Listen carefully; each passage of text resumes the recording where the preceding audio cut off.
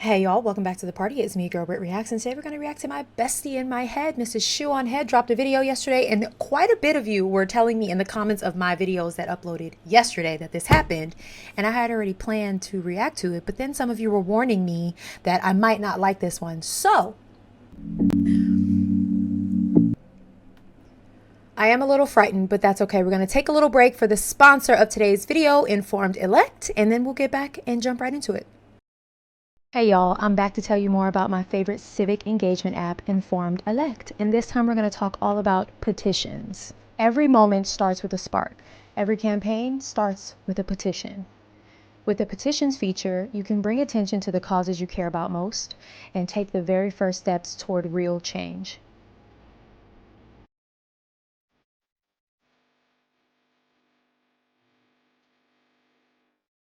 Petitions unite voices, amplify concerns, and put pressure on leaders. But they also do something even bigger. Petitions are how you get on the ballot. If you've ever thought about running for office, it all begins here, with signatures, with support, with your community standing behind you. If you have it in you to lead, to represent, to change things where you live, don't wait. The app is here to guide you step by step, making the process seamless and accessible.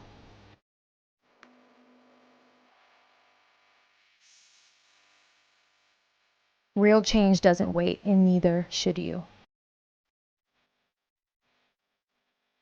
Create awareness, drive initiatives, launch your own campaign. Your journey starts with a petition.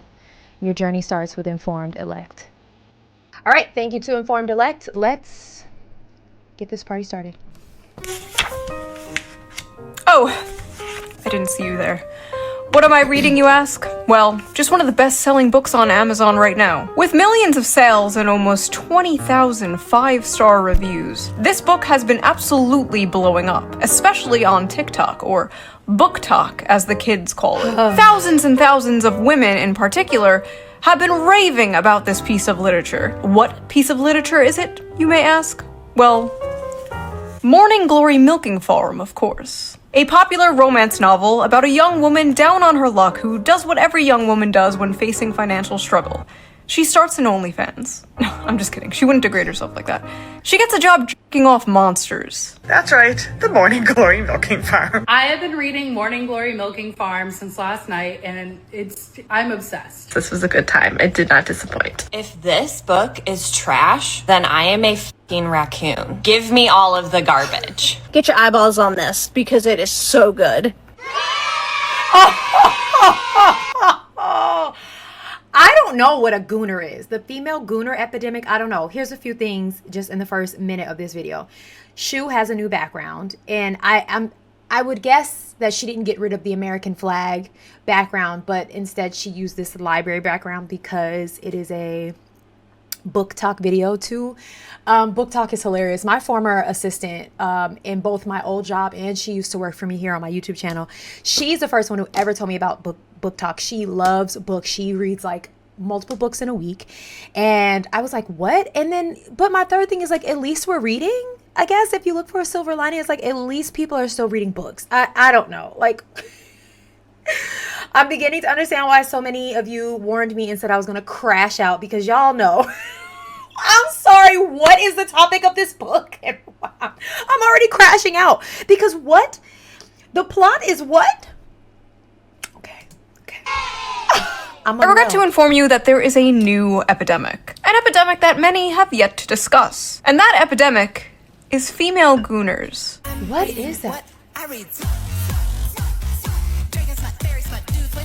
Now, for those of you unaware, gooner is internet slang for someone addicted to porn. And smut is slang for dark romance novels, otherwise known as porn. Many correct about the dangers of porn addiction with men, how it can destroy their lives and their relationships, and most men know the material they consume is weird. That is why they are ashamed of it. That is why they delete their browser history. That is why they go incognito mode. But these bitches freaks out here. They display their smut openly in bookstores. They proudly pose in front of their smut collections. They discuss their smut openly on TikTok. They go to smut conventions and get choked out by 9-foot-tall shirtless wendigos. Now, I know what you are thinking. Shu, isn't this the pot calling the kettle degenerate? Yes. Yes, it is. But have you considered it takes one to truly know one? You see, women are strange, fascinating creatures. Does SHOE partake in such literary alliterations? I don't know. This is wild. See, this is just another one of those things that, like, I know nothing about. It's not in my world. It's not in my circle that I know of. And it's just not something that I would be interested in. Like, not me shaming people, but it's just genuinely something that I find no interest in. So this is just like another one of those times where Britt is like fully going to be educated on something she never thought she'd be educated on.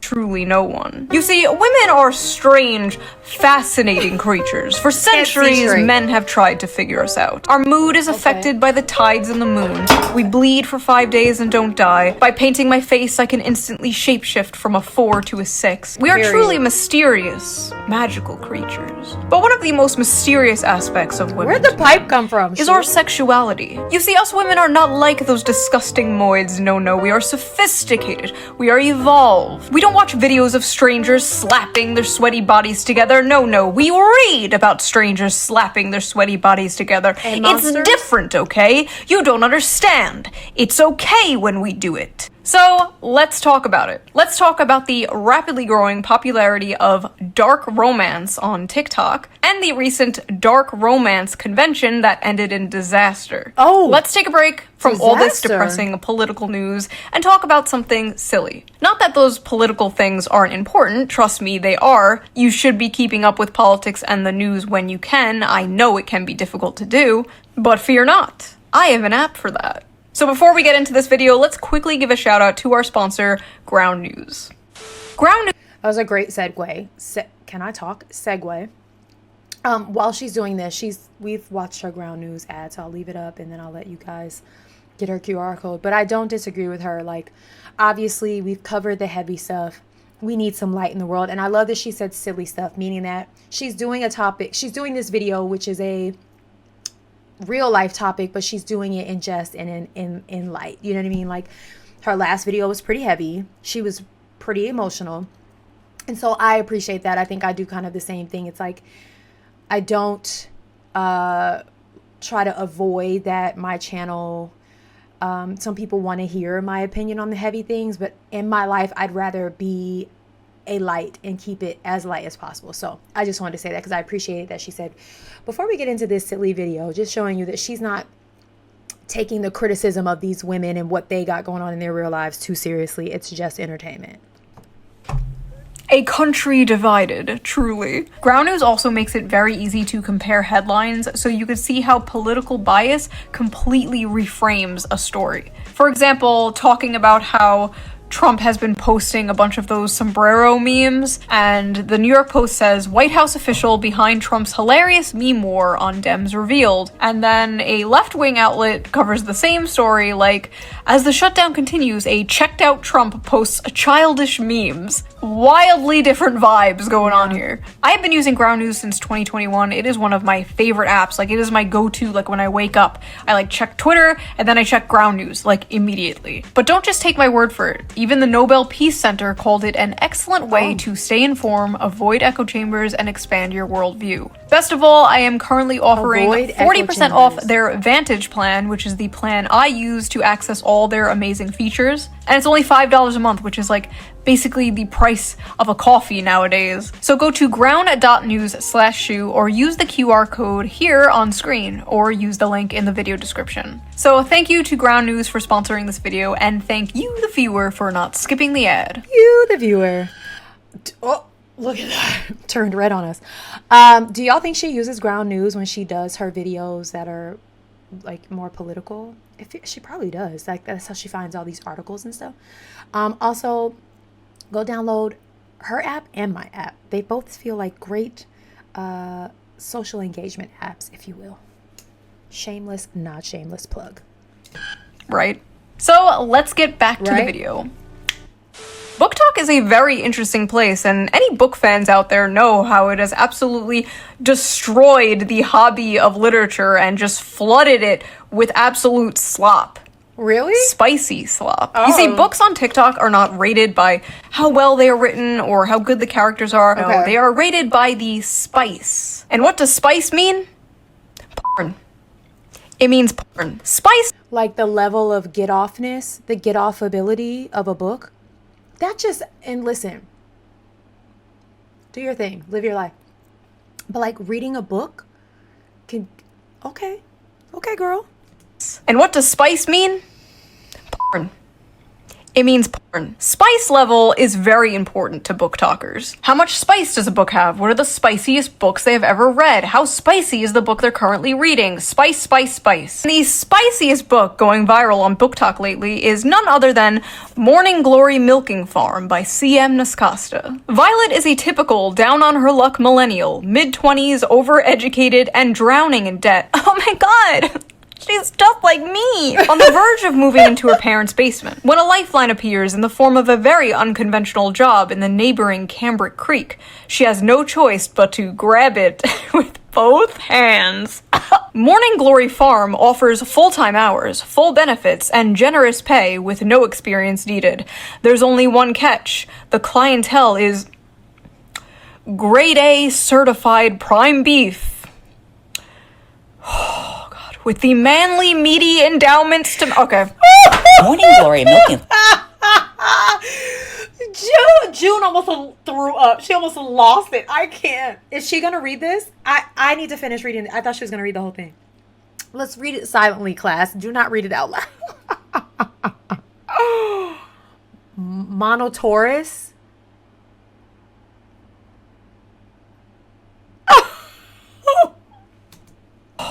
With the manly, meaty endowments to... Okay. I'm not Morning mature Glory enough Milking for Farm this. is actually a I'm profound not. critique of late-stage capitalism and toxic masculinity. Girl, in this what? text, we see that the tingling sensation in her coochie is actually the tingling sensation of a Marxist revolution. Crash me out right now. Crash me out. Cash me out. I'm done. Y'all want to see me get pissed off? I'm pissed off. Girl, what? Girl, what? And unless you are the author and can confirm that was the point of this book, get off of my computer screen, because ain't no way. You just used the word Marxist when referencing a book about... Y'all know me too well. To everyone who commented on my videos yesterday, like, Britt is going to be pissed. I'm pissed. I'm irate. There are so many more important things out there in the world. And you're going to do this?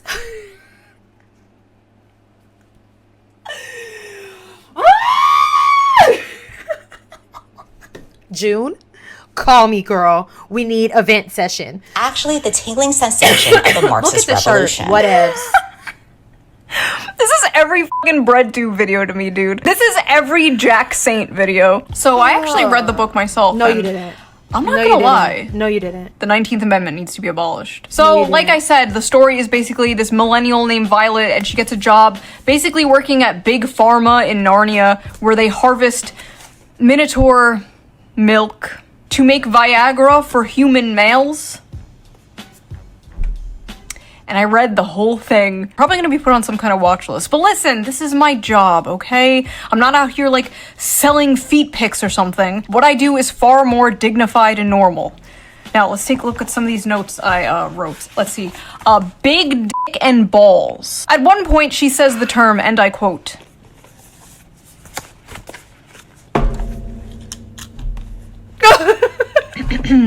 Please be serious, please.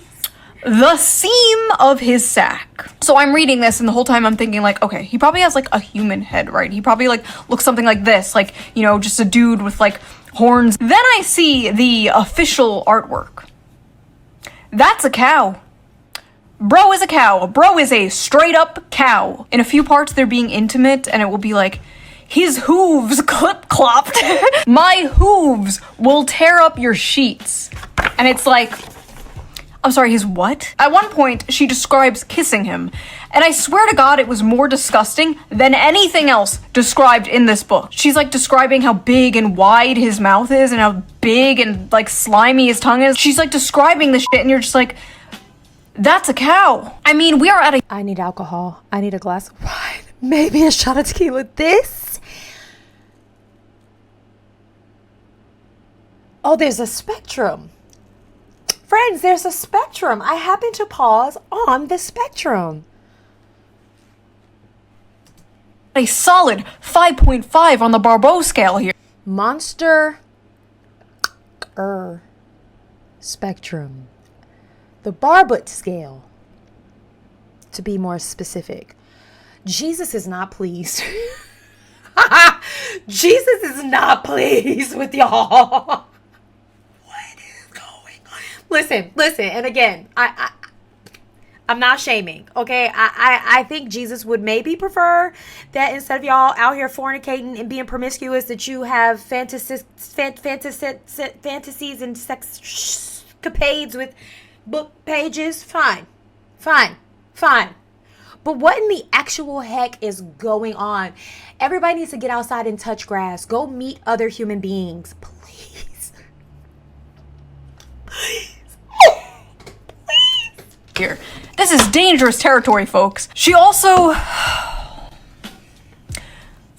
his ass. She f***ers the cow's ass.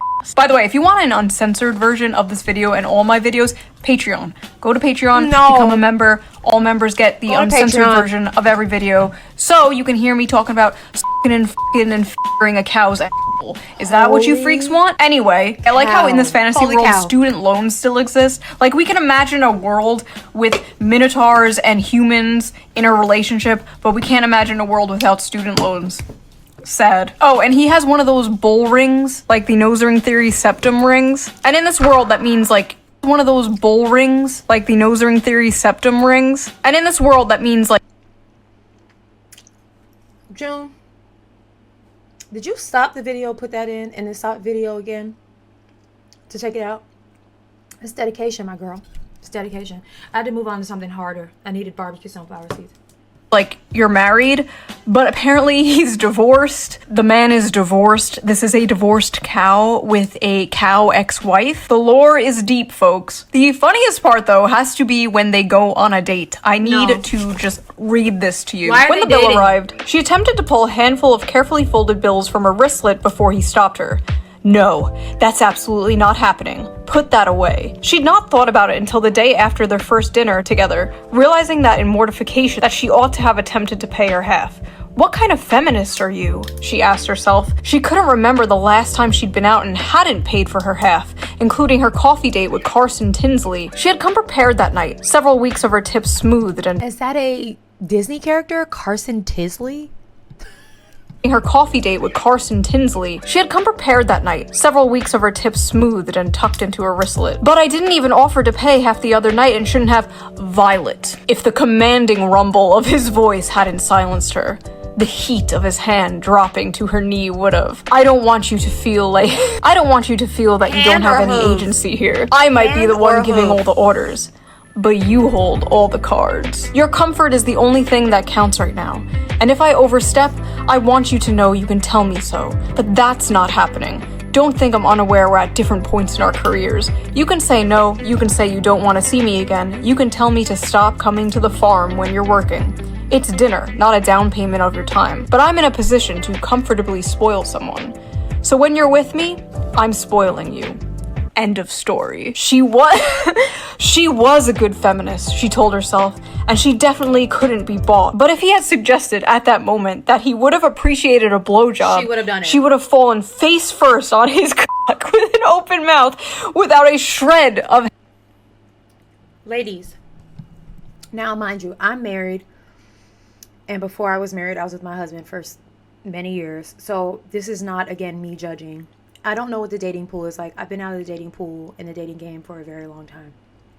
But is it that bad out there that y'all would rather read a book and fantasize about a non-human man treating you well And mind you, I reacted to a Charlie Kirk video yesterday where Charlie Kirk said all of these things should be happening for women. They should not be paying on dates. They should be treated like women on thrones. And somehow he's the villain, but y'all are okay reading a book about a cow that'll do it? Make it make sense. Are we that over men? Are we that done with men that this is where we'd rather just take our minds to take a load off? Pun intended. I'm asking, genuinely asking, is that how bad it is out there? Are we in the trenches that deeply? Oh, God bless. Hesitation. Inside every woman, there are two wolves. Or two bowls. The strong, independent girl boss and the submissive, doting housewife. And in the presence of a masculine man, or a cow, a farm animal, she will fold like a lawn chair and instantly return to factory settings. It's dinner, not a down payment for your time. But I'm in a position to comfortably spoil someone. So when you're with me, I'm spoiling you. End of story. But if a man, a real human man said that to you, would you be offended? Or are we all just so, like, in need of that we'd rather, like, is it that bad? Look at her. She's about to PDC, drop them draws. Spoil someone. So when you're with me, I'm spoiling you. End of story. I said, okay, I highlighted that paragraph for myself. Why? Clean up aisle 5. So that's what I thought of it. But what did other people think of it? What are the reviews on this book? This book has a 4.1 on Amazon with 21,000 ratings and a 3.6 on Goodreads with nearly 60,000 ratings. Let's just read some random ones here. Hear me out. Hear me out. A milking good time. Sweet and creamy. The spice is spicing. I was very leery of starting this because I thought it was just gonna be porn. The plot is pretty good. The plot? Please. This is like the new, I read Playboy for the articles, like, sure you do. This book could kill a Victorian child. 5 stars, I'll never look at a jug of milk the same. I think I'm lactose intolerant now. Oh my God. So that happened. Our eyes will never see the gates of heaven. 1 star, not a helpful guide. This book failed to teach me how to milk a cow and now my family has no food for the winter. 1 star, accidentally ordered while on pain medication after an operation. Gave this to my mom as a joke gift for Christmas. You what? Lesai. Why can't human males be more like this? Tall, rich, and handsome are no longer enough, boys. Now you have to be a 9-foot-tall creature from Greek mythology with a 13-inch dick. I never want to hear from another person about how they read 100 books in a year if this is the kind of slop they are consuming. Well, Ronald, man detected, this isn't for you. This is for women. So take your ass back to Barely Legal Babysitter 5 or whatever the f*** you watch that is so morally superior than this. Let him who is without sin cast the first stone, okay? God bless America. It's great to live in a country where I can casually enjoy cozy erotica about a young woman who milks her way to financial security and true love with a minotaur. This is what freedom looks like, and I intend to fully enjoy it before the Supreme Court takes this right away next. If this is what freedom looks like, I don't want it. I'm really rethinking my stance on freedom, not gonna lie. Maybe we should have less of it. All I know is if Donald Trump takes the monster porn, we are going to make 2020 look like a picnic, okay? Bullcock matters. Oh my god. Edit that out. Editor, edit that out. Women are gonna be picking up Animal Farm now, like, where's the horse cock? Some of you people owe a certain streamer an apology because this book has way too many 5 stars. Some of you are lying. So after buying this book, Amazon has given me a few interesting recommendations. No, not her Amazon feed being flooded with. June, I'm so sorry. We appreciate your investigative work and what you've had to deal with since then. Our thoughts and prayers are with you. Like to see them. I accidentally summoned a demon boyfriend. That time I got drunk and saved a demon. Gentling the beast. Cupcakes for my orc enemy. Mane of my existence. The gargoyle and the spinster. The widow and the orcs. Hoarded by the dragon. There's something about dragons. She was pregnant. Getting it on with gargoyles. Gotten by the gator. Mated to the mountain bear. Oh, so this is why they chose the bear. The Billionaire Orc, Moth Manager, Wolves and Whipped Cream, The Wolf in My Tavern, Pounded by Produce. Oh, what? Are these the books the Nazis burned? My husband only reads finance and sci-fi books, and so I think it's about time that I introduce him to some real literature. So the first book that I would like to introduce you to is called Morning Glory Milking Farm. And it's not a normal milking farm like with cows. What it is it's big, bulky minotaurs, and it's a special type of milking. See, honey, she's his stepsister, and she got stuck in the washer machine again. Women on TikTok are openly, proudly talking about the porn they consume and getting mad at people when they make fun of it. I hereby ban men from reacting to romantasy on TikTok. Best-selling romantasy books like A Court From Jezebel magazine, if you were wondering what the credible publication was that wrote that title in red. Jezebel. Still without airbrushing. Still with teeth. What does that mean? I hereby ban men from reacting to romantasy on TikTok. Best-selling romantasy books like A Court of Thorns and Roses and A Fourth Wing contain descriptions of hot sex. I feel like that's common knowledge, if not their primary purposes. But in recent months, book talk has become full of men clutching their pearls while reacting to steamy scenes from these popular female-centered books. Obviously, this is all a massive performance. We live in the age of OnlyFans. The odds are that these men have seen actual porn that defies the laws of physics and God. Over 90% of men between the ages 16 and 73 watch porn in any random month. There's statistically no way all of these guys are shocked by the sex itself. What they are gawking at is sex from the perspective of female desire, scenes that depict women coming first and frequently. And what they are surprised by is the women they know love these scenes. In one video, a guy declares, "Now I know why women enjoy book clubs and wine." But his astonishment in itself is astonishing. Like, what do you think adult women were into? Not having sex and drinking wine? Grow up. Imagine a group of men sitting around drinking wine, discussing the porn they watch. That is what you guys are essentially doing. It's just funny, okay? Like, it's funny. Are we really going to pretend that a story about a young woman getting a job milking mythical creatures to pay off her student debt is not funny? It's funny. If that makes me a sexist and misogynist, so be it. You got me. To act like you are so different and above the other Gooners is just, it's silly. I'm sorry, but you are no different than Joe Schmo jorking it to fat. Who came up with the term Gooners? Like, why do we want to use Gooners? I have so many issues with this right now. So many. Fat booty Latinas in Space 12. You're sitting there all high and mighty, one hand on the book, acting like you're so superior because you can perfectly envision a horse cock spinning 360 degrees in your mind. I'm not impressed. The scenes these men are reading, to many people, myself included, are insanely sexy.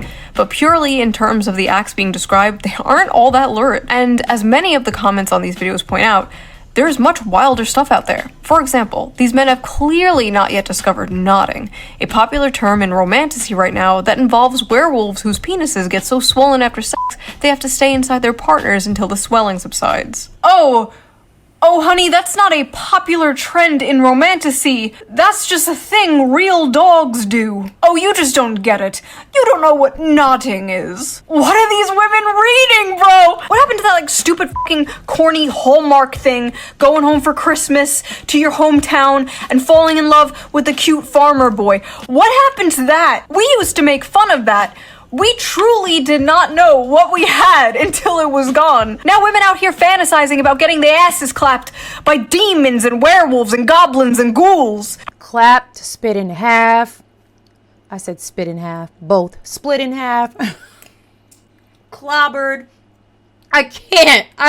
I remember when 50 Shades of Grey came out and people were like, oh my god, this is so crazy. Women are crazy. 50 Shades of Grey looks like missionary sex through a bedsheet for the sole purpose of procreation compared to the shit the average woman on TikTok is reading. At least Christian Grey was a human man and not a fucking dog. You fantasize about dating the quiet, shy, nerdy girl. You know, she's innocent, she's pure, she's not like those other girls like going out clubbing and hooking up with random men. No, she's at home, curled up by the fire in a blanket reading a book, except that book is about f***ing a half man, half bull. Let me let you in on a little secret. The quiet nerdy girl is way more of a freak than the average hoe. Are you kidding me? It's not even close. The average hoe might have a body count of like 15 or so, but the quiet nerdy girl is fantasizing about getting back shots from Cthulhu. That is at least 100 bodies. Now listen, there's nothing inherently wrong with fantasizing, okay? There's nothing wrong with role play. You know, fiction is fiction, right? You know, you're not actually going to bang your stepsister, right? These women are not actually going to bang a cow. Or at least I hope not. We all know there is a difference between fantasy and reality. Well, what happens when they try to bring fantasy into reality? Oh, the convention, I forgot. You get Sinners and Stardust.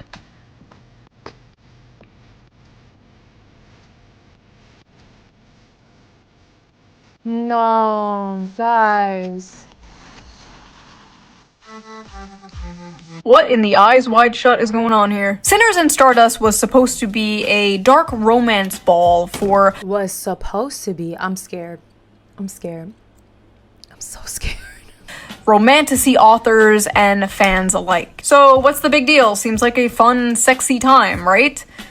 Maybe, if you're a woman. If you're a man, the night may have gone a little differently for you. No. Alright, y'all, it appears I have to make a post that I'm frankly pretty goddamn upset I have to make. This post is for the readers who don't understand consent and boundaries only. A lot of you may know my good friend Animus. He's attended a signing of mine in the past and obviously is a musical artist. This past weekend, he attended Sinners and Stardust and probably had one of the most heartbreaking experiences. So listen, he's a man, right? But do we think that means it's okay to put your hands all over him without consent? Or to put your hands in his waistband or down his pants or touch his dick? Hello? Do we think it's okay to quite literally back him into a corner and touch all over him to the point that he literally cannot tell how many hands are on him and whose are whose? Do we think it's okay to send him into an actual panic attack because of this? Furthermore, do we think it's okay to interrogate him and insist he detail how he'd kidnap a woman despite him repeatedly saying he wouldn't do that and you know that shit is fiction, and then attempt to follow him when he tries to get away? And if that wasn't enough, during the time of this mob, him and another author received notification that an AirTag was tracking him, which showed on his person all the way to his hotel room. They molested this guy until he passed out from anxiety, and then they put a f***ing tracker on him in order to stalk him back to his hotel. This poor guy. Press the charges. Press criminal charges. Press criminal charges to the highest degree. What's wrong? There's no need to say it. But if this was the other way around. I dressed like a character in one of the romantasy books at this romantasy convention full of women. That is like throwing roast beef into a pit of wolves. Or in this case, throwing a wolf into a pit of roast beef. I remember years ago, there was this thing called cosplay is not consent. Basically, it was a campaign to bring attention to the fact that people at conventions would often come up to women dressed in sexy costumes and just grope and grab them without their consent. Yeah, apparently we have to bring that back because these women did not get the memo. I've been a furry for over a decade and attended a lot of fur cons. Sure, sometimes weird shit happens, but honestly, I can't believe the dark romance crowd is out here acting like this. Like me and my buddies in our fursuits are more respecting of consent and bodily autonomy. Get your shit together, y'all. When the furries are calling you out for being freaks, you need to reflect. Something has gone horribly wrong. Not only were the men at this book talk convention assaulted, but women were also assaulted by women. Multiple women, including a performer, reported being assaulted there as well. Even an author there said she was groped and— Where was security? Where was security? And dragged away from her friends and said no matter how many times she said no, quote, by women, my words did nothing. May I remind you, this is a book convention, okay? For books. Literal BDSM clubs are more respectful than this. There needs to be more studies on how this stuff affects women's brains, because clearly some are unable to tell the difference between fantasy and reality. Ivy Lipton, a doctoral candidate in human sexuality, actually wrote about this for Evie magazine. I don't know what a doctoral candidate in human sexuality is, but she's hot, so I trust her. Your brain on orgasms isn't neutral. Dopamine release during climax is a powerful conditioning agent. What you repeatedly fantasize about becomes necessary for arousal. If your erotic imagination centers around abuse, monstrous violence, and submission to non-human entities, your brain is reprogramming itself to crave just that. It's not empowerment, It's neuroplasticity at its darkest. Scientists, psychologists, and the general public often state that men are visual and women are emotional. When it comes to sex, men can be turned on instantly by a sexual image to spite their mood, and women need to be turned on emotionally to get in the mood. So it stands to reason that porn for men is visual and porn for women is in the mind. I'm not equating porn to smut novels, because one is a video of two people actually having real sex, and the other is, well, just words on paper. I am, however, talking about the effect on the consumer. We know watching porn is bad for the brain. That's been proven and only rejected by Gooners who don't want to give it up. But is reading smut bad? You might say, duh, that's the whole point. Okay, fair enough. So let me rephrase, is reading smut harmful? Should we shame people for things that are wrong, immoral, or harmful? In my line of work, I've been told many times that shame has no place in sex. But if I use my brain for 2 seconds, it's clear that line of thinking is nonsense. Incest should be shamed, bestiality should be shamed, pedophilia should be shamed. I'm not equating monster smut with these things, but there are 50 shades of gray, so to speak, along the spectrum of harmful. Conditioning your brain and body to associate pleasure with monsters, slavery, or sexual violence is not healthy. Basically, That's such a well-written article. That was, so just easy to understand and flat out telling you the truth of the matter on a subject I never thought. June, we gotta wrap this one up. I am unwell. Cooked. Women are cooked. They are frying their brains with this stuff. It's a pipeline, right? It's like the infamous evil alt-right pipeline. You know, you start watching SHOE0NHEAD, owning the feminists in 2015, and then in 2025, you're hailing Hitler, right? You know, the alt-right pipeline. And this one's you're reading Morning Glory Milking Farm, and the next thing you know, you're Mrs. Hands, right? Just say no. Just say no to monster. Or you're assaulting someone at a book conference. But why is monster smut so popular with women in particular? You rarely see the opposite, and when you do, it's just a girl with cat ears and fangs, or a 10-foot tall dommy mommy vampire with giant titties. Meanwhile, women are I want to f the pollution monster from Fern Gully. So people on Reddit asked this very question. Let's see the responses. Why do you guys like monster romances? Asking for a friend. Jesus, Several here we reasons. go. 1, human men are quite often terrible. Romance books with human men are already partly fantasy, but monsters just takes the fantasy bit further. 2, it's sort of human nature to imagine relationships with paranormal beings and creatures. No, it's We've been doing it in literature and art for centuries. No, it's just gotten a lot more graphic now, lol. No. 3, unique body forms It's not human nature. It's nature of some sort, but not human nature. parts and so many different kinds of dicks. Scary, mean, terrifying creature is sweet to her, kind, takes care of her, protects her, works hard to be gentle, etc. Maximal escapism, minimal association to real-life assholes, the patriarchy, misogyny, and oppression of women, etc., etc. Because the monsters are less The twin globes of her abundant rear. to real-life assholes, the patriarchy, misogyny, and oppression of women, etc., etc. Because the monsters are less dangerous than dating actual men. As a fat woman of color, modern, contemporary, and even fantasy romances are hard to click to because they are almost always about thin white women and just too realistic, and romance in real life is not always attainable for fat women/women of color. In monster alien romance, though, As a woman of color, I am not plus size, but I am a woman of color, and I've never had a problem attaining a relationship with a man. Toxic, healthy, long relationship, short relationship, never had a problem.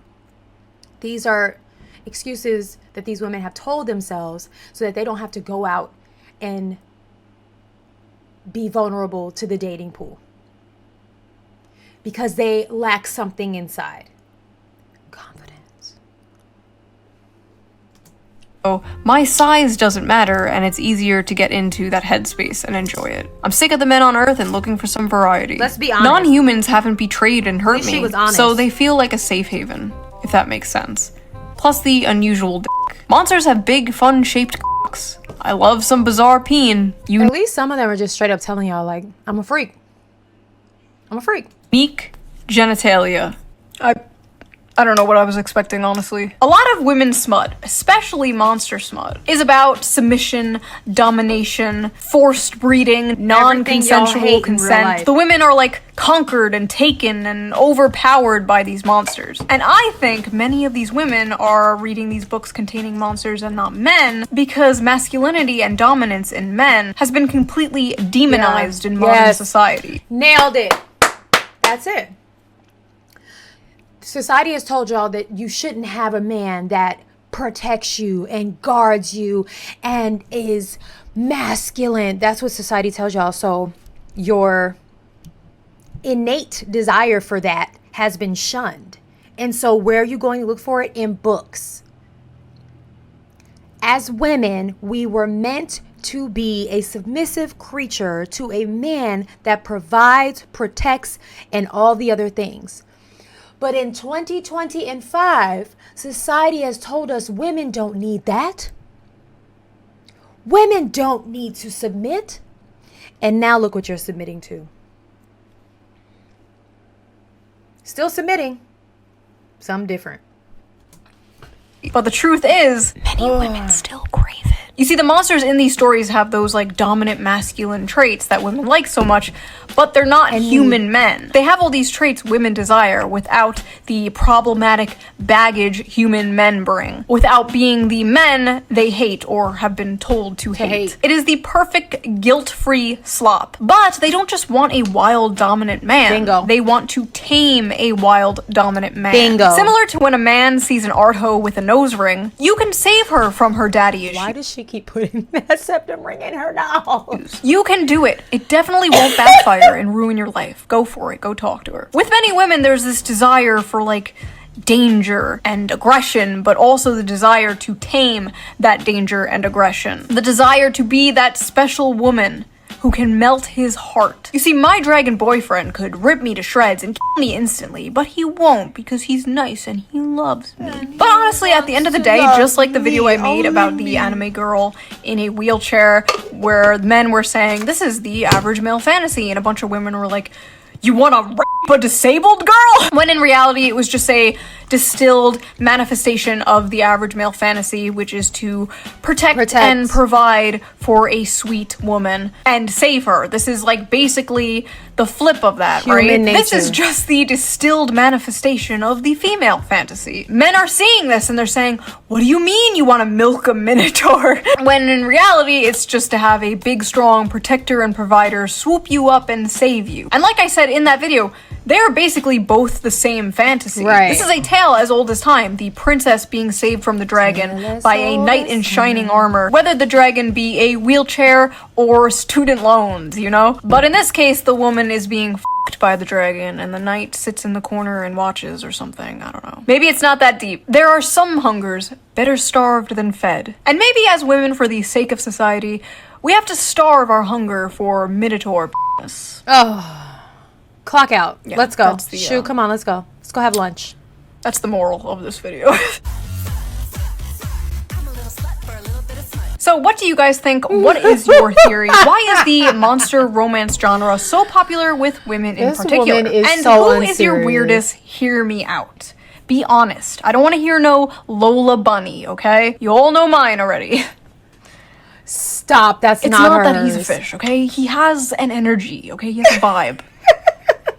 You know what, never mind. And I will see you guys again really soon with a new video. Bye! I don't know if I ever hear me out, y'all, but that just cracked me up. The fish from Nemo. This video pissed me off, just like y'all thought it would. And now I'm done. Go have the day you deserve.